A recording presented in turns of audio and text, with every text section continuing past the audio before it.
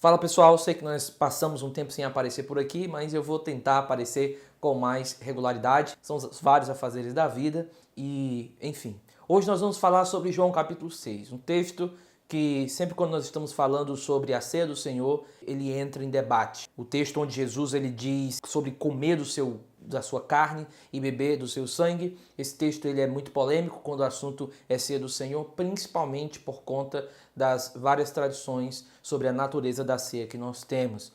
A visão católica da transubstanciação, onde a substância do pão e do vinho é transformada, e por mais que ainda fique com gosto de pão, com gosto de vinho, com os gostos particulares de cada um, a essência ela é transformada no corpo, no próprio sangue de Jesus. E durante a missa, durante o ato ali sacerdotal, não é que o sacrifício de Jesus ele é repetido da mesma forma, como alguns que acusam o catolicismo de ficar repetindo o sacrifício de Jesus, não é da mesma forma, por mais que pareça para aqueles que estão de fora, não é bem essa a doutrina católica, mas ali durante a ceia, algo de um tipo de sacrifício sem dor física é ali feito na hora da Eucaristia. Enquanto a teologia católica se baseia muito na filosofia aristotélica, o luteranismo, ele, apesar de não crer na mudança, na transformação do elemento, mas uma coexistência das duas substâncias,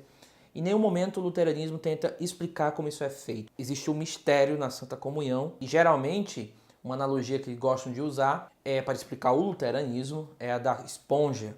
Eu tenho ali na esponja a água e eu tenho a própria esponja, mas não significa que a esponja se transformou na água. As duas substâncias estão ali coexistindo.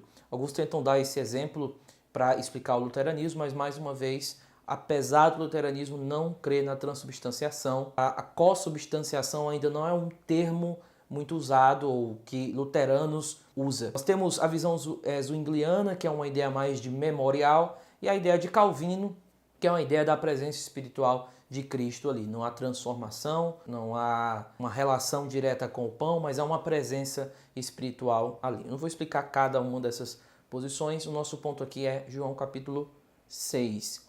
O que nós temos então nesse texto é Jesus fazendo um longo discurso. E em determinado momento Jesus ele começa a fazer um discurso que é chamado de um discurso mais duro. E no verso 51 a 58 do capítulo 6, ele faz essas declarações sobre comer da sua carne e beber do seu sangue. Durante a história da igreja, existe muitos debates sobre esse texto. Se existe uma relação direta com a ceia ou se não existe uma relação direta com a ceia. Então, por exemplo, uma das primeiras interpretações que nós temos é a de Clemente de Alexandria, que interpreta esse texto como sendo como falando figurativamente da palavra de Deus. Nós temos Orígenes, que também segue a mesma ideia. Da mesma forma, Atanásio também sustenta que o pão ali é Cristo e há algo espiritual acontecendo e ele não faz uma relação direta com a ceia. Esses três, então, pais alexandrinos, eles têm uma ideia que o que Jesus está falando ali é um alimento espiritual e não algum tipo de alimento físico como na ceia do Senhor. Entretanto, nós temos os pais capadócios, como Gregório de Nissa, que afirma que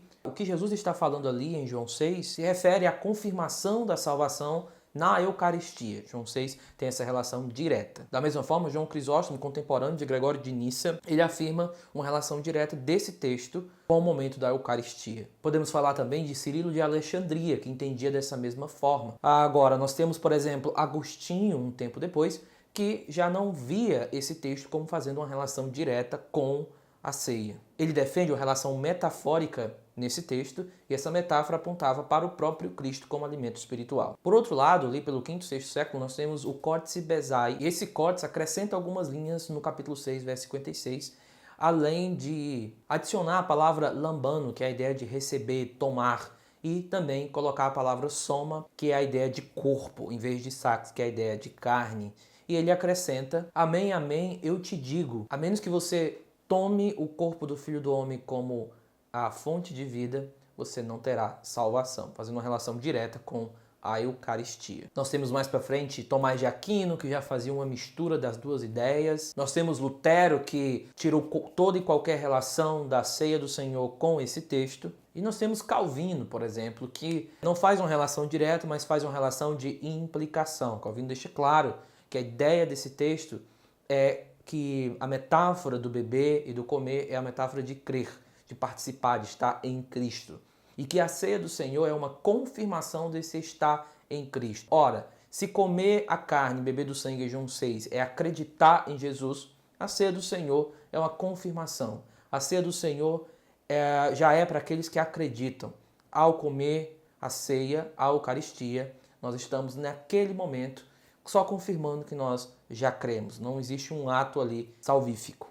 Nós poderíamos falar de muitos outros. Os irmãos Wesley, que parece ter entendido pelos seus hinos esse texto como também uma metáfora. Então você percebe que durante a história da igreja não existe tanto um consenso. Obviamente no período da Reforma houve mais um consenso de que não havia uma relação direta, mas no período anterior nós vimos ali que existe uma relação mais ou esse texto sendo utilizado para a ceia ou não. Mas as primeiras interpretações nós podemos ver uma relação direta com esse texto, não com a Eucaristia, mas com o ato de receber de Cristo o nosso alimento espiritual. Assim, o que dizem aqueles que defendem uma visão eucarística? Eu não vou colocar todos os argumentos aqui, mas eu vou colocar somente alguns desses argumentos. Obviamente que existem outros, mas eu vou colocar aqueles argumentos principais. O primeiro é a própria evidência da linguagem de João capítulo 6. Comer do corpo, beber do sangue. Essa linguagem ela parece muito ser associada com a ceia do Senhor. Segundo, não há registro da instituição da ceia em João capítulo 6, como nós temos nos outros evangelhos. E provavelmente aqueles que advogam aqui a linguagem eucarística nesse texto, eles vão dizer que essa passagem representa em João essa instituição da ceia. Um outro argumento é em relação à palavra eucharistel, ao verbo eucharistel, que é a ideia de dar graças. E Jesus, antes de distribuir, dá graça. E assim, parece muito com a própria instituição da ceia. E tendo dado graças, partiu e disse. Por isso que nós temos a ideia de eucaristia, é a ideia de eucharistel, a ideia de dar graças.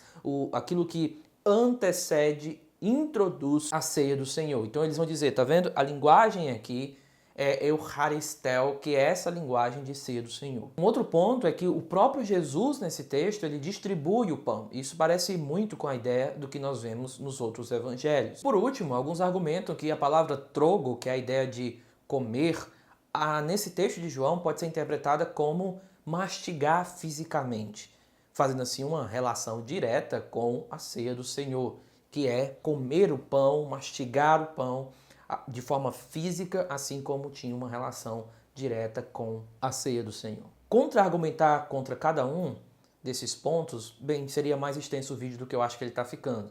Mas a ideia aqui é, por exemplo, com a palavra eucharistel. Nós não temos essa palavra nas outras instituições dos evangelhos.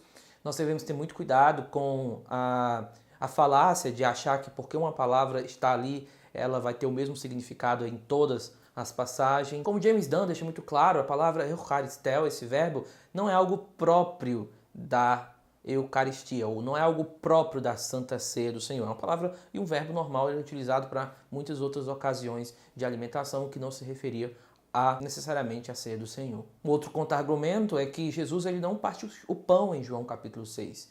Ele não faz aquilo que ele faz na instituição da ceia, que é partir, quebrar e distribuir. Aqui nós não temos isso. Então há essa ausência daquilo que Paulo coloca em 1 Coríntios capítulo 11. Podemos ver também que aqui João ele não fala do soma, do corpo de Jesus. Ele faz uma referência à carne de Jesus. E isso pode nos apontar a justamente essa linguagem não eucarística aqui, ou uma outra relação que não seja o corpo como entendido na instituição da ceia. Com relação à palavra trogo, que é encontrada, que é a ideia de mastigar, nós devemos entender que ela, durante o texto, aparece sempre no formato, para colocar de uma forma mais fácil, de particípio.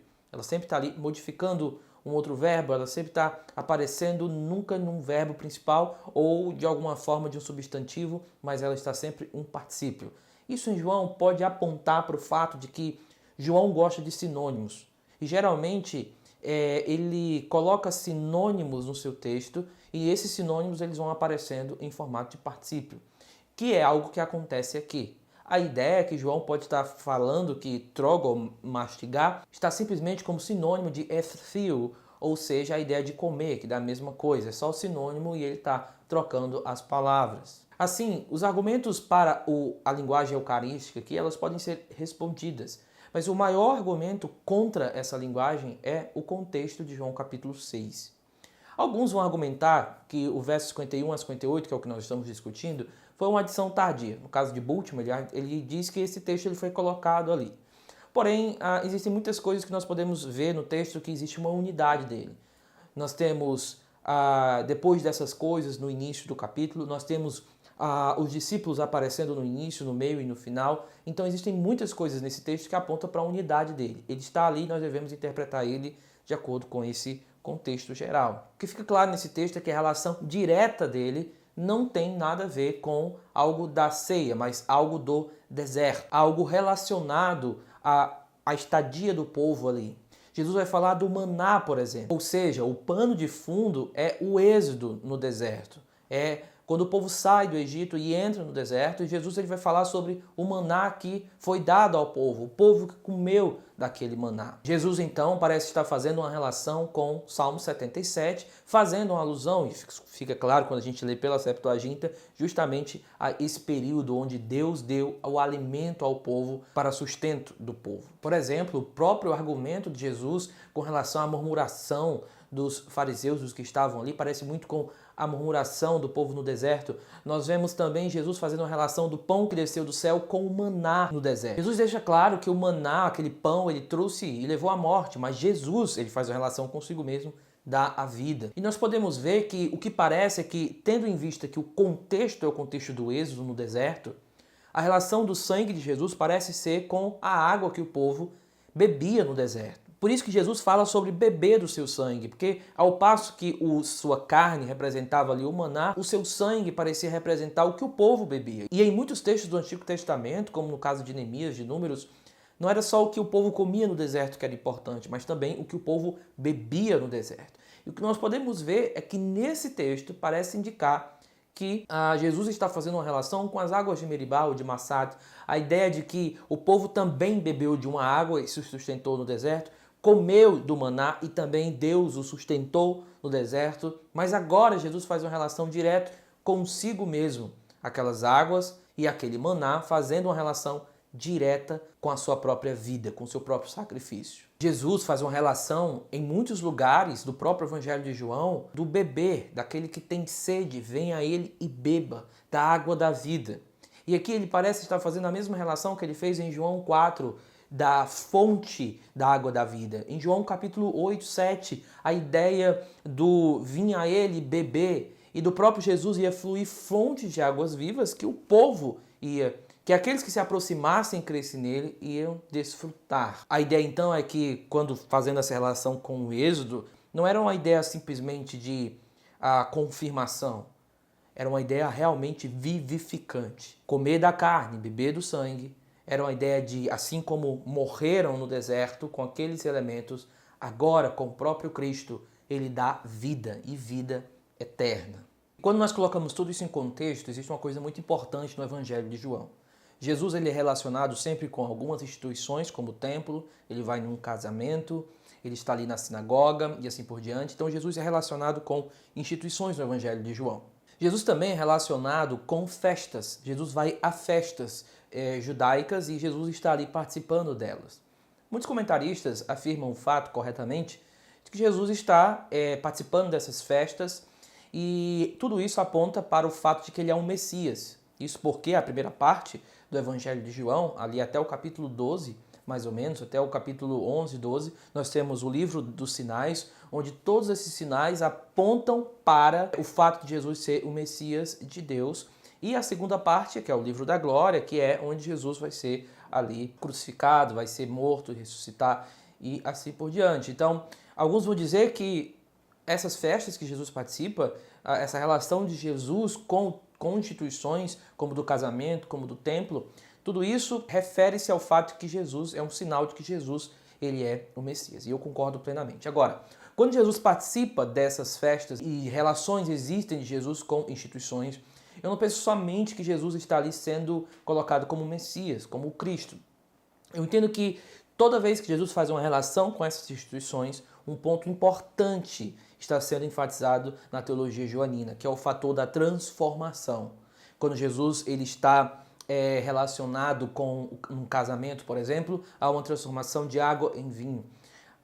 quando ele está ali relacionado com o templo, há uma transformação do templo para o seu corpo. Quando nós vemos Jesus na festa das cabanas, por exemplo, quando ele fala da luz do mundo, quando ele fala da água que venha a ele e beba, tudo isso representava um período difícil que o povo passava no deserto e que o povo daquela época também passava. A festa das cabanas representava um período onde a noite era mais longa, a falta de luz se estendia mais, a falta de água para a colheita, se não viesse depois, estragaria toda a colheita. Então o povo pedia água. E o sacerdote ele ia ali para uma parte do templo, jogava uma bacia de água, isso representando e pedindo a Deus água, provisão. Jesus faz isso no último grande dia da festa, mas não com algo literal. Jesus ele diz: quem tem sede, vem a mim e beba. Então perceba que Jesus está sempre indo a instituições, só que ele vai para essas instituições e sempre existe um fator de transformação ali envolvido. Quando ele está com relação a Nicodemos, por exemplo, Jesus ele vai falar da necessidade de nascer de novo. Quando Jesus está com a mulher samaritana, ele vai dizer a necessidade de beber dele para nunca mais ter sede. E tanto um como o outro ficam pensando, mas como é que pode isso acontecer? Onde é que você descobriu essa fonte? Nicodemos, eu tenho que ir de novo para o ventre de uma mulher, da minha mãe? Então, perceba que Jesus está sempre relacionado com festas e instituições, porque não só representa que ele é um Messias, mas que ele traz transformação naquilo que ele oferece. E assim é o Evangelho de João. João capítulo 6, Jesus não está só associando algo físico, Jesus está associando a ele a sua obra, o fato de que a obra dele representa que ele é o Messias, a sua entrega do seu corpo, da sua carne, do seu sangue, representa que ele é o Messias, mas também ele está mostrando que o ato de crer nele, o ato de lançar a sua confiança e participar dele, isso aponta para a transformação do coração, para uma vivificação. E é isso que aponta esse texto. A primeira parte dele é toda sobre crer em Jesus. E a segunda parte aponta para uma forma metafórica, não do ato de participar da Eucaristia, mas do ato de crer em Jesus. Então, quando nós vemos a primeira parte de João 6, todo ato é de crer. A segunda parte, ele coloca isso numa representação de que é não só crer, mas quando você crê, algo em você é transformado. Alguns vão dizer, por exemplo, que advogam ainda uma linguagem eucarística, eles vão falar o seguinte, que o que é literal é o ato de comer, mas a substância do que é comido continua sendo pão, você continua sentindo gosto, mas o que muda nesse ato é que, por mais que os elementos acidentais do pão e do vinho permaneçam, o que é metafórico, eu vou colocar assim, o que se torna espiritual é a substância, mas o ato continua sendo literal, mastigar, comer. E o problema disso, mais uma vez, é que Jesus ele se relaciona com instituições e festas. Jesus ele fala muitas metáforas para Nicodemos e a mulher samaritana. E todas essas metáforas não apontavam, por exemplo, no caso de Nicodemos, o ato de nascer de novo era algo literal e algo permanecia. Ou então, da mulher, ela ainda ia ter que beber uma água e o que mudava era a substância. Não. Todas essas metáforas de Jesus apontavam sobre crer nele, crer na sua obra. É por isso que o final do Evangelho de João diz claro, e esses sinais eles foram escritos para que crescem que Jesus é o Filho de Deus. Então, o ato de comer e de beber, nesse contexto de João 6, ele é um ato de crer. Ele representa o crer em Jesus. Eu não estou fazendo nenhum convite para um debate para aqueles que creem na transubstanciação desse texto ou de uma relação com a Eucaristia direta. Estou colocando a minha posição exegética. Obviamente que há discordância sobre isso, não tenho problema nenhum com isso, mas eu não consigo observar e ver nesse texto o ato da ceia. O que eu vejo nesse texto é que ele representa o crer em Jesus e que a ceia, no contexto paulino e nos outros evangelhos, é um ato daqueles que já participam de Jesus. Não um ato para entrar, mas um ato de quem já participa. E esse ato é representado ali. Podemos discutir a natureza da presença real de Jesus na ceia, mas o que me parece claro é que esse texto de João capítulo 6, ele não pode ser usado para falar da Eucaristia. Tá bom, eu sei que o vídeo deve ter ficado um pouquinho grande, eu não sei como é que vai ficar, porque eu ainda vou fazer os cortes, ainda vou editar. Eu sei que não dá para explorar todos os detalhes aqui, as referências e tudo. Dá uma lida no João capítulo 6 todinho, para que você entenda melhor do que eu acabei de dizer. E é isso, espero que tenha acrescentado alguma coisa na sua vida teológica e até a próxima. Valeu, pessoal!